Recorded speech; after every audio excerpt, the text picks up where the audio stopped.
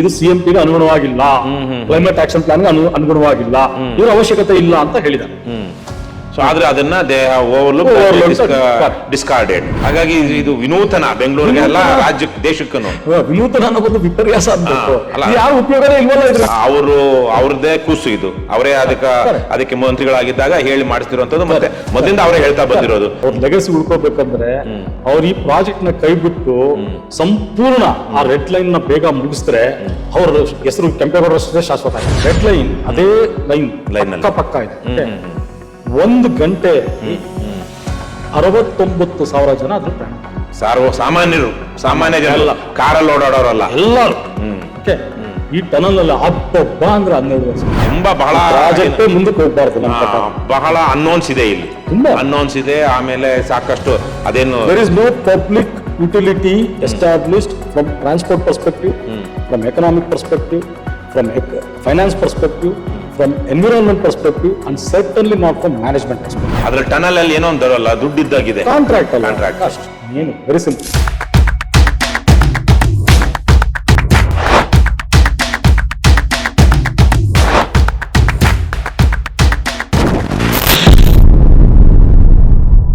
ವೀಕ್ಷಕರೇ ನಮಸ್ಕಾರ, ನಾನು ರವಿಕೃಷ್ಣ ರೆಡ್ಡಿ, ದಿ ಫೈಲ್ ಟಾಕ್ಗೆ ಸ್ವಾಗತ. ನಾವು ಬೆಂಗಳೂರಿನ ಹೆಬ್ಬಾಳದಿಂದ ಸಿಲ್ಕ್ ಬೋರ್ಡ್ ತನಕ ಇರುವಂತಹ ಬರಲಿರುವಂತಹ 16.5 ಕಿಲೋಮೀಟರ್ಗಳ ಟನಲ್ ರೋಡ್ ಅಥವಾ ಸುರಂಗ ಮಾರ್ಗದ ಬಗ್ಗೆ ಮಾತನಾಡ್ತಾ ಇದ್ವಿ. ನಮ್ಮ ಜೊತೆಗೆ ಅರ್ಬನ್ ಟ್ರಾನ್ಸ್ಪೋರ್ಟ್ ಎಕ್ಸ್ಪರ್ಟ್ ಆಗಿರುವಂತಹ ಸತ್ಯ ಅವರಿದ್ದಾರೆ. ಹಿಂದಿನ ಎಪಿಸೋಡ್ನಲ್ಲಿ ಈ ಟನಲ್ ಹೇಗೆ ಶುರುವಾಯಿತು, ಯಾರ ಯೋಜನೆ ಇದು, ಯಾರ ಕೂಸು ಇದು, ಮತ್ತೆ ಇದರ ಸಾಧಕ ಬಾಧಕಗಳೇನು ಅಂತ ಹಲವಾರು ವಿಚಾರಗಳ ಬಗ್ಗೆ ಮಾತನಾಡಿದ್ವಿ. ಸತ್ಯ ಅವರೇ, ಮತ್ತೊಮ್ಮೆ ತಮಗೆ ಈ ಕಾರ್ಯಕ್ರಮಕ್ಕೆ ಸ್ವಾಗತ. ಈಗ ಒಂದು ರೀತಿಯಲ್ಲಿ ಈಗ ಪೊಲ್ಯೂಷನ್ ಕಂಟ್ರೋಲ್ ಬೋರ್ಡ್ ಇಂದ ನಾವು ಒಂದು NOC ತಗೊಂಡ ಹಾಗೆ, ಅದಿಲ್ಲದೆ ಇದು ಹೋಗೋದಿಕ್ಕಾಗೋದಿಲ್ಲ ಅಂತ ಪರಿಸರ ಇಲಾಖೆಯಿಂದ ಯಾವ್ದಾದ್ರು ಅರಣ್ಯ ಭಾಗದಲ್ಲಿ ಮಾಡಿದಾಗ ಅವ್ರ ಕಡೆಯಿಂದ ತಗೊಳಕ ಆಗದೆ ಇದ್ರೆ ಆ ಪ್ರಾಜೆಕ್ಟ್ ಸ್ಟಾರ್ಟ್ ಆಗಲ್ಲ ಅನ್ನೋ ತರಕ್ಕೆ ಆ ತರದ ಒಂದು ಸ್ಟ್ಯಾಟ್ಯೂಟರಿ ಇದೆ. ಇದ್ರಲ್ಲಿ ಆಗಿದ್ದ ವಿಪರ್ಯಾಸ ಏನಂದ್ರೆ, ಆ ಕಾಯ್ದೆ ಪಾಸ್ ಆಗಿದ್ದು 22ನೇ ಇಸ್ವಿನಲ್ಲಿ. ಹೊಸ ಸರ್ಕಾರ BMLT ಎಸ್ಟಾಬ್ಲಿಷ್ ಮಾಡಲಿಲ್ಲ. BMLT ಎಸ್ಟಾಬ್ಲಿಷ್ ಮಾಡಿಲ್ಲ ಇದುವರೆಗೂ. 2 ವರ್ಷ ಆಗಿದೆ ಕಾಯ್ದೆ. ಈಗ ಎಂತ ವಿಪರ್ಯಾಸ ಅಂದ್ರೆ, ಕಾಯ್ದೆ ಅನ್ವಯಿಸುತ್ತೆ, ಯಾಕಂದ್ರೆ the act is in force, ಆದ್ರೆ BMLT ಎಸ್ಟಾಬ್ಲಿಷ್ ಆಗಿಲ್ಲ. ಸೊ ಈ ತರ ಒಂದು ವಿಪರ್ಯಾಸ almost it's on paper only. ಕಾಯ್ದೆ is in force on paper only, but there are no personal who could decide whether this should be given go ahead or not. Correct, that person is also there. Because BMLT ಕಾಯ್ದೆ ಏನ್ ಹೇಳುತ್ತೆ, ಇದ್ರದ್ದು secretariat ಬಂದು director of urban land transport ಅಂತ ಹೇಳುತ್ತೆ. ಅವರು ಇದಾರೆ director. ಇದು ಮಜಾ ಕೇಳಿ, DBMP ಅವರು ಇದಕ್ಕೆ BMLT ಅಪ್ರೂವಲ್ ಬೇಕಂತ ಲೆಟರ್ ಸಹ ಬರ್ದ್ರು. ಅದಕ್ಕೆ ಅವರು DULT ಅವರು ನಾವಿನ್ನು BMLT ಎಸ್ಟಾಬ್ಲಿಷ್ ಮಾಡಿಲ್ಲ, ಆದ್ರೂ ಸಹ ನಮ್ ಕಾಮೆಂಟ್ ಕೊಟ್ಟಿದೀವಿ ಅಂತ ಕೊಟ್ಟಿದ್ರಲ್ಲ, ಆ ಕಾಮೆಂಟ್ ಅಲ್ಲೇ ಬರ್ದಿರೋದು ಇದು CMPಗೆ ಅನುಗುಣವಾಗಿಲ್ಲ, ಕ್ಲೈಮೇಟ್ ಆಕ್ಷನ್ ಪ್ಲಾನ್ಗೆ ಅನುಗುಣವಾಗಿಲ್ಲ, ಇದರ ಅವಶ್ಯಕತೆ ಇಲ್ಲ ಅಂತ ಹೇಳಿದ್ದಾರೆ. ಸೊ ಆದ್ರೆ ಅದನ್ನ ದೇ ಓವರ್ಲುಕ್ ಡಿಸ್ಕಾರ್ಡೆಡ್ ಪ್ರಾಬಬ್ಲಿ. ಇದು ಕೋರ್ಟ್ ನಲ್ಲಿ ಅದರ ಮೇಲೆ ಹೋಗಿದೆ. ಇದು BMLT ಕಾಯ್ದೆ ಪ್ರಕಾರ can government take that kind of decision ಅನ್ನೋದು. ಅದಕ್ಕೆ ಸರ್ಕಾರ ಇಂತ ಏನಂತಾರೆ ಅಂಡರ್ ಹ್ಯಾಂಡ್ ಕೆಲಸ ಮಾಡ್ತಾ ಇದೆ ಅನ್ನೋದಕ್ಕೆ ತುಂಬಾ ಬೇಸರ ಆಗತ್ತೆ. ಇನ್ನ ಒಂದು ಡ್ರಾಫ್ಟ್ ರೂಲ್ಸ್ ಅಂತ ಮಾಡ್ಕೊಂಡು BMLTಗೆ, ಅದರಲ್ಲಿ ಡ್ರಾಫ್ಟ್ ರೂಲ್ ನಂಬರ್ 24 ಅಂತ ಬರ್ಕೊಂಡಿದ್ದಾರೆ. ಅದ್ರಲ್ಲಿ ಏನ್ ಬರೀತಾರೆ ಅಂದ್ರೆ, BMLT ಎಸ್ಟಾಬ್ಲಿಷ್ ಇನ್ನೂ ಆಗಿಲ್ಲ, ಅದು ಆದಾಗ ಅಲ್ಲಿ ತನಕ ನಾವು ಯಾವ ಪ್ರಾಜೆಕ್ಟ್ ಅನುಮೋದನೆ ಕೊಟ್ಟಿದೀವಿ ಅದಕ್ಕೆ ಬರೋದಿಲ್ಲ, ಅದಕ್ಕೆ ಅಪ್ಲೈ ಆಗೋದಿಲ್ಲ ಅಂತ. ಅಂದ್ರೆ ಇದು ಒಂಥರ ಬ್ಯಾಕ್ ಡೇಟೆಡ್ ಅಪ್ರೂವಲ್ ತಗೊಳ್ಳೋ ಹಾಗೆ. ಅದಕ್ಕೂ ಸಹ ಜನರು ಅದನ್ನ ಎಚ್ಚೆತ್ಕೊಂಡು ಅರ್ಬನ್ ಡೆವಲಪ್ಮೆಂಟ್ ಡಿಪಾರ್ಟ್ಮೆಂಟ್ಗೆ ಅಟ್ಲೀಸ್ಟ್ ಒಂದು 2,000 ಪೋಸ್ಟ್ ಕಾರ್ಡ್ಗಳನ್ನ ಹಾಕಿದ್ದಾರೆ. ನೀವು ಡ್ರಾಫ್ಟ್ ಕಾಯ್ದೆ 24 ತೆಗಿಲೇಬೇಕು. ರೂಲ್ ಆ ರೂಲ್ 24 ಮಾಡ್ಬಿಟ್ಟು ನೀವು ಮಾಡಿರೋ ಎಲ್ಲಾ ಪಾಪಗಳು ಪುಣ್ಯ ಅಂತ ಅನ್ಕೊಳಕ್ ಆಗಲ್ಲ. ಸೊ ಇದು BMLT ಅಪ್ರೂವಲ್ ಹೇಳ್ತಿರೋದು. ಒಂದ್ ಕಡೆಯಿಂದ ಇದಕ್ಕೆ ಸಿವಿಲ್ ಸೊಸೈಟಿಯಿಂದನೂ ಅಪೋಸಿಷನ್ ಬಂದಿದೆ, ಮತ್ತೆ ಅವರು ಲೀಗಲ್ ಆಗಿ ಮಾಡ್ತಿದ್ದಾರೆ. ಸೊ ಇದು ಬರೋ ವಾರ ಹಿಯರಿಂಗ್ ಬರೋ ಇದೆ, 6ನೇ ತಾರೀಕು ಹೈಕೋರ್ಟ್ ನಲ್ಲಿ 6ನೇ ತಾರೀಕು ಬರ್ತಾ ಇದೆ. ಸೊ ಇದು ಲೀಗಲ್ ಬೇಸಿಸ್ BMLT ಅಪ್ರೂವಲ್ ಇಲ್ಲ. ಆಮೇಲೆ ಇವರು 15 ಕೋಟಿ ಖರ್ಚು ಮಾಡಿ ರವಿ ಎಷ್ಟು ಬೇಸರ ಮಾಡ್ತಾರಂದ್ರೆ, ನೀವು ಭೂಮಿ ಕೆಳಗಡೆ 20 ಮೀಟರ್ ಅಲ್ಲಿ ದೊಡ್ಡ ಮಿಷಿನ್ ಹಾಕಿ ಅಗಿತಾ ಇದೀರಾ. ಎಷ್ಟು ಡಯಾಮೀಟರ್? 24 ಕಿಲೋಮೀಟರ್ ಇಲ್ಲ 24 ಮೀಟರ್ ಇರುತ್ತೆ. ದೊಡ್ಡ ಡಯಾಮೀಟರ್,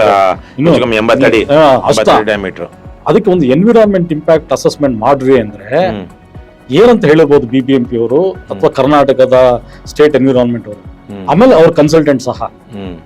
ಇದು ಎನ್ವಿರಾನ್ಮೆಂಟ್ ಇಂಪ್ಯಾಕ್ಟ್ ನೋಟಿಫಿಕೇಶನ್ 2006ರಲ್ಲಿ ಟನಲ್ ಅನ್ನೋ ಪದನೇ ಇಲ್ಲ, ಅದಕ್ಕೆ ನಮ್ಗೆ ಅನ್ವಯ ಆಗಲ್ಲ ಅಂತ ಹೇಳ್ತಾರೆ.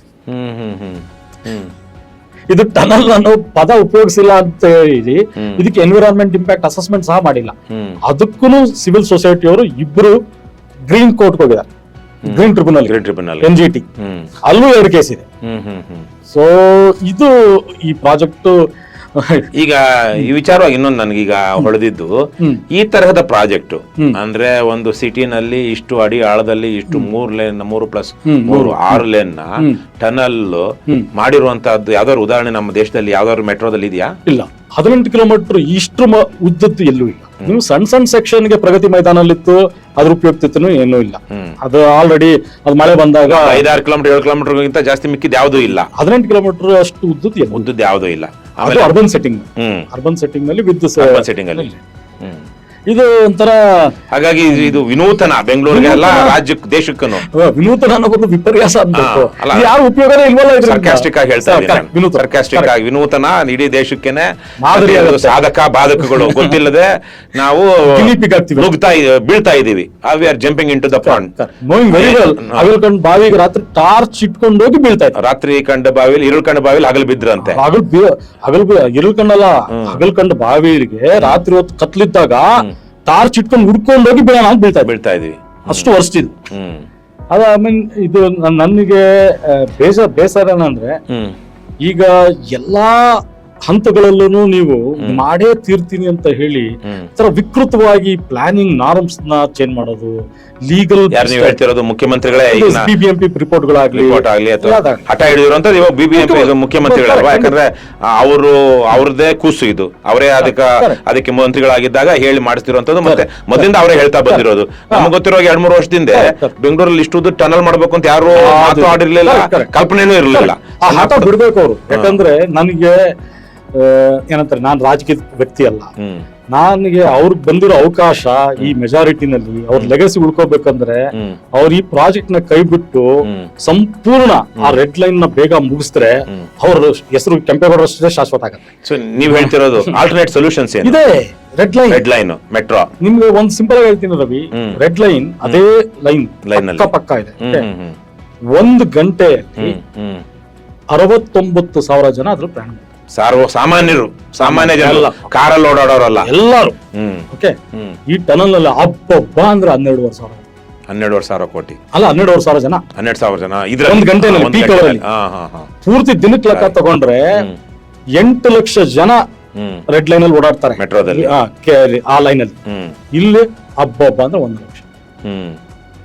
ಎಲ್ಲಿ ಇದಕ್ಕೆ ವ್ಯತ್ಯ ಇದೆ ಇಲ್ಲ. ಇದೇನಂತ ಆಟ ಸಾಮಾನು ಕಾರ್ಗೂ ಇನ್ನೊಂದು ನಿಜವಾದ ಕಾರ್ಗೂ ಲೆಕ್ಕ ಇಟ್ಟಂಗಿದ್ದಾರೆ. ಸೊ ಇದನ್ನ ಯಾಕೆ ಮಾಡ್ತಾ ಇದ್ದೀರಾ? ಅಷ್ಟು ತಲೆ ಏನಂತಾರೆ ಹಠ ಮಾಡಿ ಹೇಳ್ತಿರೋದು. ಇದರಲ್ಲಿ ಬೆಂಗಳೂರಿನ ಸಂಚಾರ ದಟ್ಟಣೆಯನ್ನ ಕಡಿತ ಮಾಡೋದಾಗ್ಲಿ, ಚಾನ್ಸೇ ಇಲ್ಲ. ಸಾರ್ವಜನಿಕರ ಹಿತವಾಗಲಿ, ಜನರಿಗೆ ಓಡಾಡೋದಿಕ್ಕೆ ಅನುಕೂಲವಾಗಲಿ, ಆತರ ಅಂದ್ರೆ ಸ್ವಲ್ಪ ಸುಲಭ ಆಗುವಂತ ಯಾವ ಇದು ಇಲ್ಲ. 100%. ನಾನು ಹೇಳ್ತಾ ಇಲ್ಲ ರವಿ, ರಿಪೋರ್ಟ್ಸ್ ಹೇಳ್ತಾ ಇದೆ. ರಿಪೋರ್ಟ್ಸ್ ಹೇಳ್ತೀವಿ, ಅದು ನನಗೆ ಬೇಸರ ಆಗ್ತಾ ಇರೋದು. ಯಾರು ಓದೋದೇ. ಹಾಗಾಗಿ ಯಾವ್ದೋ ಒಂದು ಹಠಕ್ಕೋ ಅಥವಾ ಯಾವ್ದೋ ಒಂದು ಹೇಳಿದೀನಿ ಮಾಡ್ಬೇಕು ಅನ್ನೋ ತರ ಆಗ್ತಾ ಇದೆ. ಸೊ ಇದರಿಂದ ಅಂತಿಮವಾಗಿ ಸಾರ್ವಜನಿಕರು, ಯಾಕಂದ್ರೆ ಈಗ ಆಲ್ರೆಡಿ ಹೇಳಿದಾಗೆ ನೀವು 9,000 ಕೋಟಿ ರೂಪಾಯಿ ಸರ್ಕಾರದ್ದೇ ದುಡ್ಡು. ಮತ್ತೆ ಎಷ್ಟು ವರ್ಷ ಇದು ಬೂಟ್ ಟ್ರಾನ್ಸ್ಫರ್? ಇದು ಇವ್ರು ಹೇಳೋದು 30 ವರ್ಷ initially.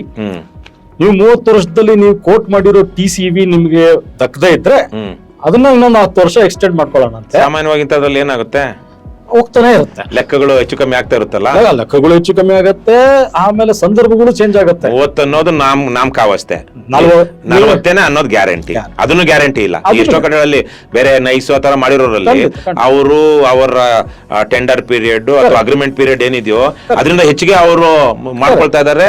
And they have transferred the ownership to the government. So ಹಾಗಾಗಿ ಇವಾಗ ಸದ್ಯಕ್ಕಂತೂ ಈ ಪ್ರಾಜೆಕ್ಟ್ ಆದ್ಮೇಲೆ 40 ವರ್ಷಗಳ ಕಾಲ ಅದು ಯಾರು ಟೆಂಡರ್ ತಗೊಂಡಿದ್ರು, ಈ ಕೇಸಲ್ಲಿ ಅದಾನಿ ಕಂಪನಿಯವರ ಸ್ವತ್ತು, ಅಲ್ಲಿ ಬರುವಂತ ಆದಾಯ ಎಲ್ಲ ಅವರೇ ತಗೊಳ್ತಾರೆ. ಆಮೇಲೆ ಈ ಬಿಲ್ಡಿಂಗ್ ಗಳೇನ್ ಕಟ್ಟಿರ್ತಾರೋ ಅದನ್ನ ಮಾರ್ಕೊಂಡಿರ್ತಾರೋ, ಅದೇ ಅದು ಬಾಡಿಗೆ ಕೊಟ್ಟಿರ್ತಾರೋ, ಲೀಸ್ ಕೊಟ್ಟಿರ್ತಾರೋ, ಇವೆಲ್ಲ ಗೊತ್ತಿಲ್ಲ. ಅದೇ ಇವೆಲ್ಲಾನು ಒಂದಷ್ಟು ರಿಸ್ಕ್ ಫ್ಯಾಕ್ಟರಿಗಳು ಇಲ್ಲಿದೆ. ಸೊ ಇದರಲ್ಲಿ ತೆರಿಗೆ ಹಣ ನೀವ್ ಹೇಳಿದಾಗೆ ತೆರಿಗೆ ಇವೆಲ್ಲ ಸರ್ಕಾರ ಆಸ್ತಿನೇ ಈ ಭೂಮಿ ಎಲ್ಲ. ಸೊ ಇದು ಯಾವ್ದ್ರಿಂದನೂ ನಿಜಕ್ಕೂ ನಮಗೆ ಏನಂತ ದೊಡ್ಡ ಲಾಭ ಇಲ್ಲ. ಒಂದು ಬಿಳಿ ಆನೆ, ಬಿಳಿ ಆನೆ ಅಲ್ಲ, ಬಿಳಿ ಆನೆ ಸೇನೆ, ಬಿಳಿ ಆನೆಯ ಸೇನೆನೇ ಇದು. ಬಿಳಿ ಆನೆ ಕಟ್ಟದವ್ರಿಗೇನು ಲಾಸ್ ಆಗಲ್ಲ. ಹೆಂಗ್ ಲಾಸ್ ಆಗತ್ತೆ? 3,000 ಕೋಟಿ ಹಾಕ್ಬಿಟ್ಟು ನಾನು 40 ವರ್ಷ 30,000 ಕೋಟಿ ಬೆಲೆ ಬಾಳೋ ನೆಲದ ಮೇಲೆ 15 ಅಡಿ ಅಂತಸ್ತಿನ ಕಮರ್ಷಿಯಲ್ ಡೆವಲಪ್ಮೆಂಟ್ 5 ಕಡೆ ಕಟ್ಟಿ ಅದರಿಂದ ಬರೋ ಆದಾಯನ ಸಂಪೂರ್ಣವಾಗಿ ಇಟ್ಕೊಂಡು ಹೊಸ್ ಟೋಲ್ ರೆವೆನ್ಯೂ ನಾನು ಇಟ್ಕೊಂಡ್ರೆ ಎಲ್ಲಿ ಸ್ವಾಮಿ ಲಾಸ್ ಇದೆ? ಅಂದ್ರೆ ಇದೊಂಥರ ಸ್ಕ್ಯಾಮೇ ಅಲ್ವಾ? ಸ್ಕ್ಯಾಮ್ ಅನ್ನಲ್ಲ, ಇದು ಏನಂತಾರೆ, ಇದಕ್ಕೆ ಒಂದು ವರ್ಡ್ಗಳೇ ಸಿಗಲ್ಲ. ಇದು ಡೇಲೈಟ್ ರಾಬರಿ. ಡೇಲೈಟ್ ಸಾವಿರಾರು ಕೋಟಿ ರೂಪಾಯಿ ಬೆಲೆ ಬಾಳುವ ಪರ್ವರ್ಸ್ ಪ್ಲಾನಿಂಗ್, ಫೌಂಡೇಶನ್ ಪರ್ವರ್ಸ್ ಪ್ಲಾನಿಂಗ್. ಇದು ಅದಕ್ಕೆ ಕೆಲವು ಸಲ ನನಗೆ ಇದಕ್ಕೆ ಶಬ್ದಗಳೇ ಬರೋದಿಲ್ಲ. ನಾವು ಅಷ್ಟು ನೀಚರಾಗೋಗ್ಬಿಟ್ವು ಸಮಾಜದಲ್ಲಿ ಅಂತ. ಇದು ನಿಮ್ಗೆ ಮುಂಚೆ ಹೇಳ್ತಾ ಇದ್ನಲ್ಲ ನಾನು, ಈಗ ಯಾವ್ದೋ ಒಂದು ಪ್ರಾಜೆಕ್ಟ್ ಬೇಕಾದ್ರೆ ಪ್ರಾಜೆಕ್ಟ್ ಅಲ್ಲಿ ನಾವು ನೋಡಿದಾಗ ಇದೇನೋ ನಾನು ಕಟ್ಟಬೇಕು, ಇದನ್ನ ನಾನು ಮಾಡಬೇಕು, ಇದ್ರಲ್ಲಿ ನನ್ನ ಲೆಗಸಿ ಉಳಿಬೇಕು ಅನ್ನುವಷ್ಟೇ ಇಂಟ್ರೆಸ್ಟ್ ಅದ್ರಲ್ಲಿ ಬರುವಂತ ಕಮಿಷನ್ ಅಲ್ಲೂ ಇರುತ್ತೆ ರಾಜಕಾರಣಿಗಳಿಗೆ. ಖಂಡಿತ ಆ ತರದ್ದು ಇರಬಹುದಲ್ವಾ? ಖಂಡಿತ. ಹಿಂದೆ ನಾವು ನೋಡಿದಾಗ ಬಿಜೆಪಿ ಅವರು, ನೀವು ಹೇಳೋದಕ್ಕೆ ನಾನು ಇದೇ ಹೇಳ್ತೀನಿ, ಈಗ real estate rights of this 5 development is exclusive of the concessionaire. And DCL ಬರೀತಾರೆ, ಆ ರಿಯಲ್ ಎಸ್ಟೇಟ್ ನ ಬೆಳೆಸೋದಕ್ಕೆ you can have your own contractors. That is not my problem. So ಅಲ್ಲಿ ಏನ್ ಕಟ್ತೀರಾ, ಏನ್ ಮಾಡ್ತೀರಾ ಅನ್ನೋದು ಸರ್ಕಾರದ ಹತೋಟಿಲೇ ಇಲ್ಲ. ಹತೋಟಿನೇ ಇಲ್ಲ. ನಾ ಕೇಳಲ್ಲ, ನೀನ್ ಬುಕ್ ತೋರ್ಸು ಅಷ್ಟೇ. ನಾ ಕೇಳಲ್ಲ, ನೀನ್ ತೋರ್ಸಲ್ಲ. ನೀವೇನ್ ಹೇಗ್ ಬೇಕಾದ್ರೂ ಮಾಡ್ಬೋದು. ಅಲ್ಲಿ ಅಂಡರ್ ಗ್ರೌಂಡ್ ಎಷ್ಟು ಮಾಡ್ತೀರಾ, ಮೇಲೆ ಎಷ್ಟು ಫ್ಲೋರ್, ಅಲ್ಲಿ 5 ಫ್ಲೋರ್ ನನಗೆ 5 ಫ್ಲೋರ್ ತನಕ ಕಟ್ಕೊಡ್ಬೇಕು ನೀನು. 5 ಫ್ಲೋರ್ ಮೇಲೆ ನೀನ್ 15 ಫ್ಲೋರ್ ತನಕ ಕಟ್ಕೋ. 5 ಫ್ಲೋರ್ ತನಕ ಕಟ್ಟೋದಕ್ಕೆ ನಾನು ನಿನಗೆ ಸರ್ಕಾರಕ್ಕೆ ಬೂಟ್ ಟ್ರಾನ್ಸ್ಫರ್ ಆದಾಗ 5 ಫ್ಲೋರ್ ಮಾತ್ರ ಸರ್ಕಾರಕ್ಕೆ ಬರುತ್ತೋ ಅಥವಾ 10 ಫ್ಲೋರ್ ಸರ್ಕಾರಕ್ಕೆ ಬರಲ್ವೋ? ಯಕ್ಷ ಪ್ರಶ್ನೆ, ನನಗೆ ಗೊತ್ತಿಲ್ಲ. ನಿಮಗ್ ಗೊತ್ತಿಲ್ಲ. ಅದೇ ಇವೆಲ್ಲ ನಮ್ಗನ್ಸೋ ಹಾಗೆ we want the ownership, probably ಅದೇನೆ, we want the ownership of only 5 floors. 10 floors is up to you. ಕಟ್ಟಿದ್ರೆ ನೀವು ಮಾಡ್ಕೊಳ್ಬಹುದು, ಕಟ್ಲಿಲ್ಲ ಅಂದ್ರೆ ಇಲ್ಲ ಅನ್ನೋ ತರಕ್ಕೆ ಆ ಒಂದು ವಿಪರ್ಯಾಸ ಬರಬಾರ್ದು. ತುಂಬಾ ಬಹಳ ಮುಂದಕ್ಕೆ ಹೋಗ್ಬಾರ್ದು. ಬಹಳ ಅನ್ನೋನ್ಸ್ ಇದೆ ಇಲ್ಲಿ, ಅನ್ನೋನ್ಸ್ ಇದೆ. ಆಮೇಲೆ ಸಾಕಷ್ಟು ಅದೇನು there is no public utility established from transport perspective, from economic perspective, from finance perspective, from environment perspective, and certainly not from management perspective. Why I tell from management perspective, ಇದುವರೆಗೂ 15 ಕೋಟಿ ಖರ್ಚು ಮಾಡಿರೋ ಒಂದು ಕಳಪೆ ರಿಪೋರ್ಟ್ ಆಧಾರದ ಮೇಲೆ ಈ ಬೀಸ್ ಮೈಲ್ನವರು ಇದನ್ನ ಸೂಪರ್ವೈಸ್ ಮಾಡಿ 4 ವರ್ಷದಲ್ಲಿ ನಿಮ್ಗೆ ಟನಲ್ ಕೊಟ್ಬಿಡ್ತಾರೆ ಅಂದ್ರೆ ಆ ಶಾರ್ಟ್ ಟನಲ್ ಪ್ರಶ್ನೆ ಬರ್ತಾ ಇದ್ದಿಲ್ಲ. ಇವರು ಬೆಳಗ್ಗೆ ಒಂದ್ ಮಾತು ಹೇಳಿ 3,000 ಕೋಟಿ ಲಾಂಗ್ ಟನಲ್ ಜಾಸ್ತಿ ಮಾಡ್ಕೊಂಡಿದ್ದಾರೆ. ಅದು 10 ವರ್ಷ ಆಗತ್ತೆ ಅಂತ ಹೇಳಿ ಇನ್ನೊಂದು 3,000 ಕೋಟಿ ಶಾರ್ಟ್ ಟನಲ್ ಅನುಮೋದನೆ ಕೊಟ್ಟಿದ್ದಾರೆ. ಇದೆಂತ ಸರ್ಕಾರ? ಎಡಗೈಗೆ ಗೊತ್ತಿರೋದು ಬಲಗೈ ಗೊತ್ತಿಲ್ಲ, ಬಲಗೈ ಗೊತ್ತಿರೋದು ಏನಂತ ಎಡಗೈಗೂ ಗೊತ್ತಿಲ್ಲ. ಅದರಲ್ಲಿ ನೋಡಿ ವಿಪರ್ಯಾಸ ನೋಡಿ. BDAಗೆ ಯಾಕೆ ಬರ್ಬೇಕಿತ್ತು ಶಾರ್ಟ್ ಟನಲ್? ಯಾಕಂದ್ರೆ ಅವ್ರದ್ದು ಹಣ ಇದೆ. ಸೊ ಇವ್ರ ಜೊತೆಗೆ ನಾವು ಮಾಡ್ತಾ ಇರೋಣ. ಅದ್ರಲ್ಲಿ ಟನಲ್ ಅಲ್ಲಿ ಏನೋ ಒಂದಲ್ಲ, ದುಡ್ಡು ಇದ್ದಾಗಿದೆ, ಕಾಂಟ್ರಾಕ್ಟ್ ಅಷ್ಟೇ. Very simple. ಸೊ ಕೊನೆಯದಾಗಿ ಇಲ್ಲಿ ಈಗ 30 ವರ್ಷಗಳ ಯಾವ್ದು ಇದು 31ಕ್ಕೆ ಆಪರೇಷನಲ್ ಅನ್ನುವಂತದ್ದಿದೆ. ಮತ್ತೆ 61ನೇ ಇಸ್ವಿ ತನಕ 2061 ಇಸ್ವಿ ತನಕ ಇದು ನಡೆಯುತ್ತೆ. ಈಗ ಅವ್ರು ಹೇಳ್ತಾ ಇರೋದು 31ನೇ ಇಸ್ವಿನಲ್ಲಿ 6 ರೂಪಾಯಿ ನೀವು ಟೋಲ್ ಕಟ್ಟಿದ್ರೆ ಯಾವ್ದೋ ಒಂದು ಇದಕ್ಕೆ ಇದಕ್ಕೆ ಅದು 26 ರೂಪಾಯಿ ಆಗುತ್ತೆ. 424 ಹೆಚ್ಚು ಕಮ್ಮಿ 400%, 4 ಪಟ್ಟು ಜಾಸ್ತಿ ಆಗುತ್ತೆ. ಇಷ್ಟು 20-30 ವರ್ಷದಲ್ಲಿ ಅಂತ. ಸೊ ಈ ತರದೆಲ್ಲ ಒಂದಷ್ಟು ಇವೆಷ್ಟು ಎಷ್ಟು ಜನಪರವಾಗಿದೆ, ಇದೆಷ್ಟು ರ್ಯಾಷನಲ್ ಅನ್ನೋದ್ರ ಬಗ್ಗೆ ನಮ್ಗೆ ಇನ್ನೂ ಸರಿಯಾಗಿ ಅಬ್ಸಲ್ಯೂಟ್ಲಿ ರ್ಯಾಷನಲ್. ಯಾಕಂದ್ರೆ the way the project was conceived initially as a traffic congestion removal program has morphed into a real estate project. Today nobody is caring about the traffic. Contractor friendly, promoter friendly. Today nobody is caring about the traffic ಇಲ್ಲಿ. ಜನಕ್ಕೆ ಹೆಚ್ಚೆಚ್ಚು ದುಡ್ಡಿನ project ಅಂದಷ್ಟು ಉತ್ಸಾಹ ಏನಾಗುತ್ತೆ. ದೊಡ್ಡ ಜಾಸ್ತಿ ದುಡ್ಡು ಖರ್ಚು ಮಾಡಿದಷ್ಟು ದೊಡ್ಡ ಸೊಲ್ಯೂಷನ್ ಸಿಗುತ್ತೆ ಅನ್ನೋದು. ವೆರಿ ಸಣ್ಣ ದುಡ್ಡಲ್ಲಿ ಏನೂ ಖರ್ಚಿಲ್ಲದೇನೆ ಕೆಲವೊಂದು ಸಿಂಪಲ್ ಸೊಲ್ಯೂಷನ್ಸ್ ಇರುತ್ತೆ. ಮೆಟ್ರೋನ ಇದೆಯಲ್ಲ ನಮ್ಮ ಮುಂದೆ ಕಾಣಿಸ್ತಾ ಇದೆಯಲ್ಲ, ಈಗ ನಾನೇ ಅದನ್ನ ಅನ್ಕೊಳ್ಳಿ, ನಾನು 3,000 ಕೋಟಿ ಹಾಕ್ತೀನಿ. ನನಗೆ ಟ್ರಾಫಿಕ್ ಬೇಗ ಬಂದ್ರೆ ರಿಯಲ್ ಎಸ್ಟೇಟ್ ರೆವಿನ್ಯೂ ಕೂಡ ಬೇಗ ಕೊಟ್ಬಿಡ್ಬೇಕಾಗುತ್ತೆ. ಟ್ರಾಫಿಕ್ ಲೇಟ್ ಆದಷ್ಟು ಒಳ್ಳೇದು. ಒಳ್ಳೇದು. ಟ್ರಾಫಿಕ್ ಕೇರ್ ಮಾಡಲ್ಲ. ಸೊ ಈ ತರ ಒಂದು ಪರ್ವರ್ಸ್ ಇನ್ಸೆಂಟಿವ್ಸ್ ಅಂತೀವಿ. So that modified is more equals to perverse incentives. ಇವತ್ತು ನನಗೆ ಬೇಸರ ಏನಂದ್ರೆ ಅಂತೆಲ್ಲ ಇದು BCG, there all reputed companies. I don't know what attention to detail they paid to all these things, or why would they want to see. ಆದ್ರೆ ಇವತ್ತು ನಮ್ಮ ಸಮಾಜದಲ್ಲಿ ಪ್ರಾಮಾಣಿಕತೆಗೆ ಮತ್ತು ಪಾರದರ್ಶಕತೆಗೆ ಬೆಲೆ ಇಲ್ಲ. ಮತ್ತೆ ಯಾವುದೇ ಕಂಪನಿ, ಅದು DPR ಮಾಡೋರು ಇರಬಹುದು ಅಥವಾ ಫೀಸಿಬಿಲಿಟಿ ಮಾಡೋರು ಇರಬಹುದು, ಅವರು ಇವ್ರು ಬಯಸಿದಂತ ರಿಪೋರ್ಟ್ ಕೊಡ್ಲಿಲ್ಲ ಅಂದ್ರೆ next time they won't go for there consultation. True. So but then there has to be there's something called as professional ethics. Ethics ಇರುತ್ತೆ. But when it comes to money, but ultimately we all suffer, no? So ಇದೀಗ ನೀವು ಹೇಳ್ತಿರೋದು ಇವರೆಲ್ಲ ಇಷ್ಟೆಲ್ಲ ದೊಡ್ಡವರು ಇದ್ರು ಇಲ್ಲಿ something is not right. Correct. Well, I mean, see, look at the tragedy here. Nobody is owning the decision as to who recommended the tunnel road here. Feasibility consultant to produces a detailed feasibility report after the DPR. And the DPR section is found in feasibility report. And the entire feasibility report is the 2020 BMRCL report. There is plagiarism. There is fraud, there is corruption, there is perverseness. ಇದೆಲ್ಲ combination ಕಣ್ಮುಂದೆ ಕಾಣ್ತಾ ಇದೆ, and they are not even hiding it.